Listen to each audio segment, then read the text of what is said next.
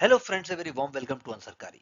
I am Vikas Bhardwaj and we are discussing very important introduction to representative democracy and to be more precise, liberal representative democracy.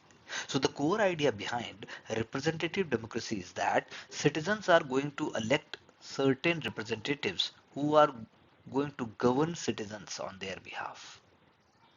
That means citizens elect representatives who govern on their behalf. That means citizens are not directly ruling themselves, they are being ruled through representatives. The key features include free and fair elections. Very important and a crucial mechanism based on the constitution, and that is why rule of law and constitutionalism is the key part of it, because without rule of law no free fair elections can take place, and only with free and fair elections and rule of law along with constitutionalism you can speak about individual rights and liberties which must be protected because they are fundamental rights. For example, Indian parliament, that means India following parliamentary democracy, that is Lok Sabha and Rajya Sabha. So my question to you is, does electing representative every 5 years truly capture the will of the people? Why only 5 years? And that too also in a diverse and plural country like India. Please write your answer in 150 words. Participatory democracy is another aspect that is going beyond voting, as we have discussed a little bit. Citizens are directly engaging in governance. Public consultations are there, whether it is a debate, whether it is making of a law, whether it is coming of a or a public backlash is there. So public consultation is very important. Referendums, as we have already seen and discussed about it also. Local governance is another example. Empowerment of communities and grassroots decision making are the key parts. For example, Panchayati Raj institutions through 73rd Amendment and participatory budgeting in many cities in India. My question to you is, if citizens are directly involved, does it going to slow down governance or to make it more legitimate? Please write a short note. Similarly is deliberative democracy. Deliberation on quality of discussion it is focusing upon before decisions are made. That means informed and reasoned arguments. Consensus building rather than majoritarianism. When we say majoritarianism, that means if I know that majority of people in my area, they are actually following a certain kind of mindset and they are also agreeable on certain point.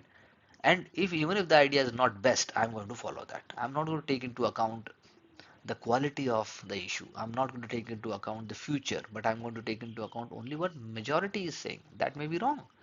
Inclusion of diverse voices in dialogue is very, very important. So in India, parliamentary debates, citizen juries, that where citizens are, coming together and they are trying to help government to take decisions, and even public hearings. Jan Sunwai, even Chief Minister Jan Sunwai is there, Collectorate Jan Sunwai is there, and so forth. So can a reasoned debate, do you agree in India, a reasoned debate, that means a sensible and a common sense idea, can overcome polarization in today's social media driven politics? Do you really think so? Please illustrate your answers with key examples. So when we say interconnections, is do you find there is an interconnection between representative democracy, which provides institutional framework, participatory democracy, which deepens citizen involvement, and deliberative democracy, which is improving the quality of decision making? Don't you think institutional framework is linked with citizen involvement, and citizen involvement is linked with quality of decisions? Because they all are complementing each other to make democracy more legitimate, to make democracy more meaningful. So which model of democracy do you think best addresses India's challenge of diversity, inequality, and even rapid change? We want to become a Viksit Bharat. India is becoming a 5 trillion economy, and by 2047 we want to be one of the world's biggest, smartest, and also a robust, sustainable country. So why do you think a certain model is required, and which model do you think is going to help us? So in this lecture only I have introduced you with certain terms with respect to liberal and also its different elements. Now, in the future chapters, we are going to discuss in details about different theories, aspects, and philosophers with respect to democratic credentials. Keep learning and moving on forward in a critical way so that you can get success in your easiest and smartest way. Thank you very much.